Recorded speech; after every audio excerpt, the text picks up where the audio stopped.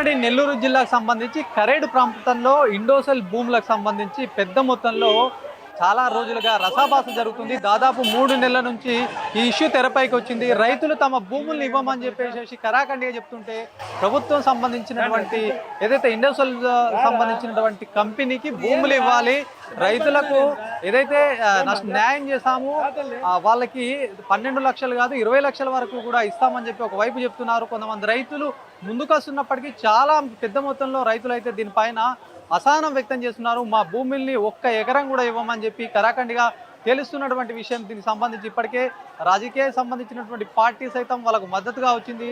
ఈ అంశం పైన మాట్లాడడానికి రైతులు వాళ్ళు ఉన్నారు, ఒకసారి మాట్లాడదాం. ఎట్లా చూడాలి ఈ అంశాన్ని? కరేడ్ భూముల్ని ఇండోసెల్ కంపెనీకి ఇవ్వాలి అని చెప్పేసి ప్రభుత్వం చెప్తుంది. భూముల సేకరణ సైతం ప్రస్తుతం చేపడుతున్నటువంటి తరుణంలో రైతులు ఏమనుకుంటున్నారు? కొంతమంది ఇవ్వడానికి ముందుకు వస్తున్నటువంటి సిచ్యువేషన్గా కూడా చాలా సందర్భాల్లో రైతులు కూడా కొంతమంది చెప్తున్నారు. మరి మొత్తానికి ఓవరాల్గా రైతులు ఏమనుకుంటున్నారు ఈ సమస్య గురించి, ఈ కరేడు ఇష్యూ గురించి? కరేడు గ్రామానికి ఇచ్చిన జీవో ఏమో 8,000, సుమారు 8,500 ఎకరాలు. నోటిఫికేషన్ ఇచ్చింది 5,000 ఎకరాలు. ఇప్పటికీ 90 రోజుల నుంచి వాళ్ళు స్వీకరించింది ఇచ్చారు అని చెప్పి వాళ్ళే పేపర్ స్టేట్మెంట్ ఇచ్చింది 200 ఎకరాలు. 8,500 ఎకరాలు ఎక్కడ, 200 ఎకరాలు ఎక్కడ? అయ్యి ఇచ్చారని ఒక అభూత కల్పన. అవి మా ఊరు పొలాలను వేరే వాళ్ళు కొనుక్కొని అవి 5 లక్షలు కూడా చేయనోటికి వాళ్ళు 20 లక్షలు ఇస్తున్నారంటే ఏదో కొంతమంది 100, 150 ఎకరమో అక్కడక్కడ ఇచ్చి ఉండొచ్చు. అంతేగాని కరేడు గ్రామంలో ఎవరు రైతులు భూమి ఇచ్చేదానికి సిద్ధంగా లేరు. ఇళ్ళు కోల్పోయి ఊరు నిలబెట్టిపోవడానికి సిద్ధంగా లేరు. మా భూములు మాకు జీవనాధారం, మా ప్రాణం. మమ్మల్ని ఇబ్బంది పెట్టి మా భూముల్ని మా జీవితాల్ని నాశనం చేయొద్దని మరీ వేడుకుంటున్నాం. గత ప్రభుత్వ హయాంలో ఈ ప్రాజెక్టుకు సంబంధించి బీజాలు పడ్డాయి. మరి కొత్త గవర్నమెంట్ ఏదైతే కూటమి ప్రభుత్వం వచ్చిన తర్వాత దీన్ని ఇష్యూని ప్రజలకు ఇబ్బంది కలగకుండా చూస్తామని చెప్పి ఒకవైపు చెప్పినప్పటికీ మళ్ళీ అట్లాంటి రగడ కొనసాగుతుంది. భూమి సేకరణ సైతం చేస్తున్నారు. దీని అంతా ఎట్లా చూడాలి? గత ప్రభుత్వంలో బీజాలు పడింది మా ఊర్లో కాదు, ఇండోసోల్ సోలార్ కంపెనీకి చేవూరు రావూరు దగ్గర ఇచ్చారు. అక్కడే వాళ్ళు ఇష్టపడి ఇచ్చారని చెప్తున్నారు. అక్కడే తీసుకోమనండి. మాకు అప్పుడు ఇక్కడ తీసుకోలేదు మా భూములను ఆ ప్రభుత్వం ఉన్నప్పుడు. మాకు ఇచ్చింది మార్చిలో జీవో ఇచ్చారు, జూన్లో నోటిఫికేషన్ ఇచ్చారు. అప్పటి నుంచి మేము దీని మీద పోరాడుతూనే ఉన్నాం, మా నిరసన తెలియజేస్తున్నాం. ఎవరు వచ్చినా మా భూములు ఇవ్వమని కరాఖండిగా. మాకు జూలై 4 గ్రామ సభ పెడితే 6,000 మంది వచ్చి ఏకగ్రీవంగా తీర్మానం చేశాం. ఒక sub collector, special deputy collector, MLC గారు, కరేడు గ్రామ రైతులు, సర్పంచి, ఎంపీపీ, ఎంఆర్ఓ అందరి సమక్షంలో 6,000 మంది రైతులు ఒకే ఒక వాక్యం తీర్మానం ప్రవేశపెట్టి మినిట్స్ బుక్లో రాసి అందరు సంతకాలు పెట్టిన కాపీలు ఉన్నాయి. అవి చూడండి. మేము ఎవరూ ఇచ్చేదానికి సిద్ధంగా లేదు. ఎవరైనా ఇచ్చేవాళ్ళు ఉంటే బంగారంగా తీసుకోండి, లేనిపోయిన అపోహలు సృష్టించద్దు. రాష్ట్రం కానీ ప్రజలు అభివృద్ధి చెందాలంటే వ్యవసాయంతో పాటు కంపెనీలు కూడా రావాలనే అంశం పైన ప్రతి ఒక్కరు దీని గురించి మాట్లాడతారు. ఈ నేపథ్యంలో మరి కొంత భూమిని కోల్పోయినా పరిశ్రమలు వస్తే బాగుంటుందని చెప్పేసి కొంతమంది చెప్తున్నారు. దీనిపైన రైతులు ఏమనుకుంటున్నారు? అసలు భూములు ఇవ్వడం వల్ల నష్టం, ఎట్లాంటి నష్టం ఉంటుందని అంటున్నారు? మీరు చెప్పింది కరెక్టే. పారిశ్రామిక అభివృద్ధి జరగాలి. ఎప్పుడు జరగాలి? వ్యవసాయ అభివృద్ధి ముఖ్యమా, పారిశ్రామిక అభివృద్ధి ముఖ్యమా? ఈ దేశానికి వెన్నెముక ఏది? వ్యవసాయం. అటువంటి వ్యవసాయము 100 అభివృద్ధి చెందిన ఈ గ్రామం కాకపోతే ఇదే జిల్లాలో కొన్ని వేల ఎకరాలు ప్రభుత్వ భూములు కానీ బీడు భూములు కానీ ఖాళీగా ఉన్నాయి. ఇండోసోల్ సోలార్ ప్రాజెక్టు పెట్టాలంటే అటువంటి భూములు ఎంతో ఉపయోగకరంగా ఉంటాయి. అక్కడ చేయండి పారిశ్రామిక అభివృద్ధి. అక్కడ ఉద్యోగాలు లేక అల్లాడుతున్నారు యువత. అక్కడ ఇవ్వండి, సంతోషపడతారు. వ్యవసాయ అభివృద్ధి చెంది మా గ్రామంతో పాటు దేశానికే అన్నం పెడుతున్న మా కరేడు రైతుల్ని మా భూములు లాక్కుని ఇక్కడ వ్యవసాయ అభివృద్ధిని నాశనం చేసి పారిశ్రామిక అభివృద్ధి చేసి ఉద్యోగాలు ఇస్తామనేది ఎంతవరకు సబబు సార్? ప్రతి సంవత్సరము మా కరేడు మాకుండే 16-17 వేల జనాభాతో పాటు ఇతర గ్రామాల నుంచి గ్రామాలకు కానీ ఇతర జిల్లాల నుంచి కానీ మా కాడికి వచ్చి ఉపాధి పొందే వాళ్ళు 100ల సంఖ్యలో, 1000ల సంఖ్యలో ఉన్నారు. మేము బతుకుతో ఇతరులను బతికిస్తున్నాం కాబట్టి పచ్చన మా జీవితాల్లో నిప్పులు పోయొద్దు. మా వ్యవసాయ అభివృద్ధి చెందిన మా గ్రామాన్ని పారిశ్రామిక అభివృద్ధిని నాశనం చేయొద్దని మరీ కోరుకుంటున్నాం. రాష్ట్ర ప్రభుత్వం సేకరణ చేపట్టాలంటే కొన్ని ఖాళీ ఉన్నటువంటి భూముల్ని తీసుకోవాలని అంటున్నారు. మరి ఖాళీ ఉన్న భూముల్ని వదిలేసి ప్రస్తుతం వచ్చినటువంటి మీ కరేడు, మీ భూములకు సంబంధించి ఎందుకు వచ్చారు? మరి ఇవే కావాలని ఎందుకు కోరుకుంటున్నారు? మా గ్రామాలను విజిట్ చేసిన సైంటిస్టులు కానీ కొంత సోషల్ వర్కర్స్ కానీ ఏం చెప్పారంటే, మాకు తెలిసిందంటే మా కరేడు గ్రామంలో 30 రకాల పంటలు పండుతాయి. ఒకే సీజన్లో ఒకే నెలలో ఇన్ని రకాల పంటలు పండే ఊరు ఈ రాష్ట్రంలో కాదు, ఈ దేశంలో ఎక్కడా లేదు. మీరు ఎక్కడైనా చూసుకోండి, 30 రకాల పంటలు లెక్కేసి పండుతాయి మా కరేడు గ్రామంలో. 15 అడుగుల్లో నీళ్లు ఉన్నాయి. మా ఇసుక నేలల్లో సిలికాన్ ఉందని, మా బీడు భూముల్లో ఖనిజ సంపద ఉందని ఏదో మాకు చెప్తున్నారు.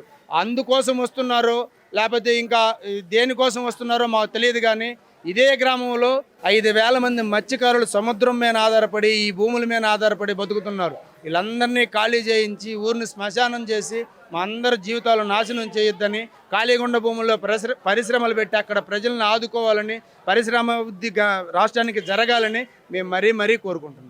యువత అభివృద్ధి చెందుతుంది, ఇట్లాంటి పరిశ్రమలు పెడితే బాగుంటుందని చెప్పేసి ప్రభుత్వం అంటుంది. రైతులు కావచ్చు, ఇక్కడ ఉన్న వాళ్ళు ససేమీరా అంటున్నటువంటి పరిస్థితి. కంపెనీస్ వచ్చి ఇక్కడ ఉద్యోగాలు ఇస్తారన్నది ఒక చిన్న అపోహ మాత్రమే. ఎన్ని కంపెనీ ఇప్పుడు పోలవరం కానీ నెక్స్ట్ చాలా దగ్గర పొలాలు తీసుకొని ఉన్నారు. అక్కడ ఎన్ని కంపెనీస్ పెట్టారు, అక్కడ ఉన్న యువతకి ఎన్ని ఉద్యోగాలు ఇచ్చారు. ఇప్పుడు కూడా ఇక్కడ కంపెనీలు పెడతారనే గ్యారంటీ ఏముంది, ఉద్యోగాలు ఇస్తారనే గ్యారంటీ కూడా లేదు. ఒకవేళ ఉద్యోగాలు ఇచ్చిన మాకు ఏమైనా CEO పోస్టులు ఇస్తారా? లేదు కదా.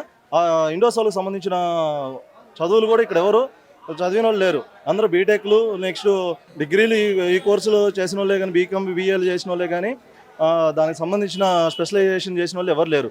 మేము ఒకవేళ ఉద్యోగాలు ఇచ్చిన మమ్మల్ని ఏదో సెక్యూరిటీగా సేపర్గా చూస్తారే కానీ వాళ్ళు ఇచ్చే ఉద్యోగాలు మాకు ఏదో మేనేజర్ పోస్టులు CEO పోస్టులు అయితే ఇచ్చేది లేదు. ఆ ఉద్యోగాల మీద మేము ఆధారపడలేము. ఇప్పుడు మా నాన్నలు మా తాతలు పండించిన పొలాల్లోనే వాటితోనే తింటున్నాం. ఇక మీదట ఒకవేళ మాకు ఉద్యోగాలు వచ్చినా రాకపోయినా ఆ పొలంలో పండే పంటతోటే మేము జీవించగలం. అంతేగాని వాళ్ళకి మేము మా పొలాలు కానీ మా ఊర్లు ఇచ్చేసి మమ్మల్ని ఇచ్చేయాల్సిన అవసరం లేదు మాకు. సో వాళ్ళని కూడా దయచేసి మా దగ్గరికి రావద్దని వేడుకుంటున్నాం. ఇప్పటికి మేము ఎన్నోసార్లు అర్జీలు ఇచ్చాం. సబ్ కలెక్టర్ దగ్గరికి వెళ్ళాము, నెక్స్ట్ కలెక్టర్ దగ్గరికి వెళ్ళాము. ఎంతోమంది దగ్గరికి వెళ్ళి మా యొక్క రిజగ్నేషన్ మేము ఇవ్వట్లేదు, మా భూములు మా జోలికి రావద్దు అని చెప్పి మేము ఎన్నిసార్లు చెప్పినా కానీ పోలీసులను పెట్టి లేదా ఇతర వ్యక్తులను పెట్టి బెదిరించి ఈ యొక్క సర్వేలు కానీ ఏమైనా తీసుకోవడం జరుగుతుంది. కావున దయచేసి గవర్నమెంట్ కానీ దీని తరపున కంపెనీ తరపున ఉన్న వ్యక్తులు కానీ ఎవరు కూడా భూసేకరణకు మాత్రం ముందుకు రావద్దని వేడుకుంటున్నాం. ఈ తరపున గ్రామ పరిస్థితులు ఎట్లా ఉన్నాయి? ముఖ్యంగా ఏదైతే భూసేకరణ జరుగుతున్నప్పటి నుంచి వాతావరణం మొత్తం ఒక రక్షణ సరిగ్గా లేదు, గ్రామం సరిగ్గా నిద్రపోవడం లేదని చెప్పి ఒకవైపు చాలా సందర్భాల్లో గ్రామస్తులు చెప్తున్నారు, యువకులు సైతం చెప్తున్నారు. ఏదైతే ఇండోసెల్ కంపెనీ ప్రారంభం అవుతుంది, భూసేకరణ జరుగుతుంది అన్నప్పటి నుంచి ఎట్లాంటి వాతావరణం చోటు చేసుకుంది ముఖ్యంగా కరెక్ట్లో?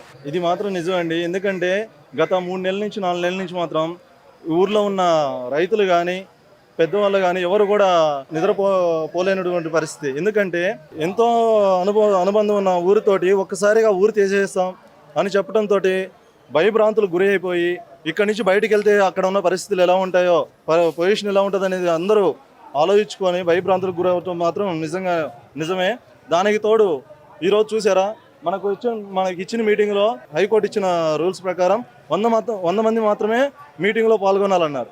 కానీ ఆ 100 మందిలో 100 మంది ఆ పోలీసు వాళ్ళే ఉన్నారు. ఈరోజు రక్షణ వ్యవస్థ ఈ విధంగా పోలీసు వాళ్ళని వాడుకుంటున్నారు. 100 మందికి పర్మిషన్ ఇస్తే ఆ 100 మంది ఇక్కడ పోలీసు వాళ్ళే ఉన్నారు.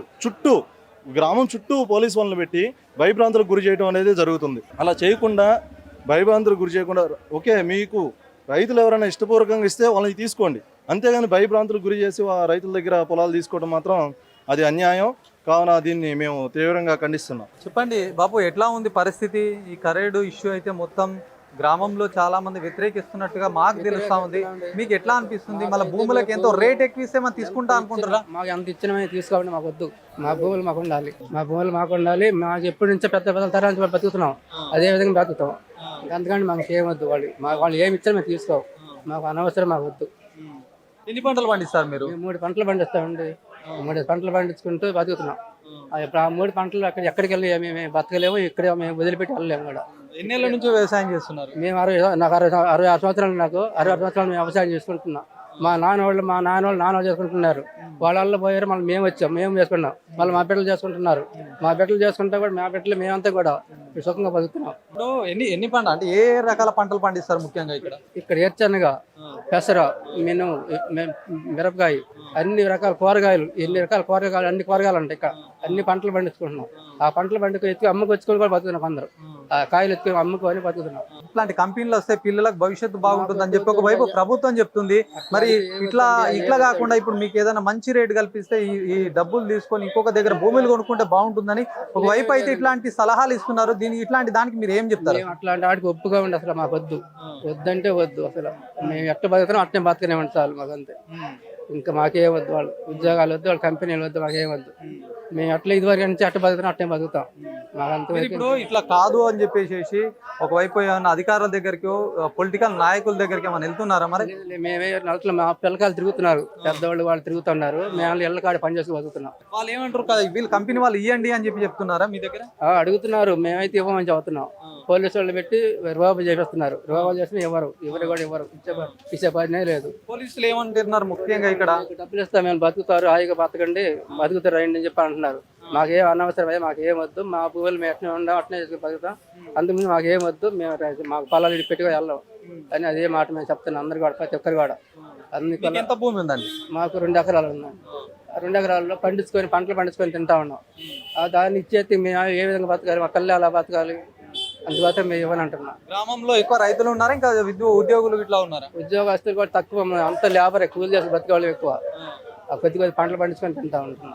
ఇది మొత్తం కరేడుకు సంబంధించి దీని చుట్టుపక్కల చాలా గ్రామాలు ఉన్నాయి. దాదాపు 14 నుంచి 16 గ్రామాల వరకు ఉన్నాయి. ఇది మేజర్ గ్రామ పంచాయతీగా కరేడుని చెప్తారు. ఈ కరేడుకు సంబంధించి భూముల రగడ అయితే జరుగుతూ ఉంది. ఒకవైపు ఎవరైతే వ్యవసాయదారులు ఉన్నారో ససేమీర ఇవ్వమని చెప్పి చెప్తున్నటువంటి పరిస్థితి. మరి దీనికి కొంతమంది మాత్రం ముందుకు వస్తున్నారని చెప్పేసి ఒకవైపు చెప్తున్నప్పటికీ వాళ్ళు ఎవరున్నారో ఆ ఇచ్చే వాళ్ళని మాత్రమే తీసుకోండి, మేమైతే ఇవ్వమని ససేమీర అని గ్రామస్తులు సైతం చెప్తున్నారు.